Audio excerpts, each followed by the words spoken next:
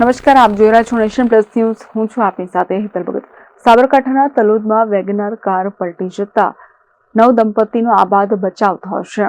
સાબરકાંઠાના તલોદમાં Wagon R car પલટી ગઈ હોવાની માહિતી પ્રકાશમાં આવી છે, જેમાં સ્ટીયરિંગ પરથી ડ્રાઈવરે કાબુ ગુમાવતા ગાડી પલટી મારી ગઈ હતી, જેને લઈને આ ગાડી રોડની સાઈડમાં ઉતરી ગઈ હતી. ત્યારે તલોદના રાણિયા સ્ટેન્ડ પાસે ગાડી પલટી ખાઈ ગઈ હતી. અચાનક થયેલા અકસ્માતથી લોકોના ટોળે ટોળા ઉમટી પડ્યા હતા, જેમાં અમલાની મુવાડીના નવ દંપતી ગાડીમાં મુસાફરી કરતા હતા. ચાલક સ્ટીયરિંગ પરથી કાબુ ગુમાવતા અકસ્માત સર્જાયો હતો.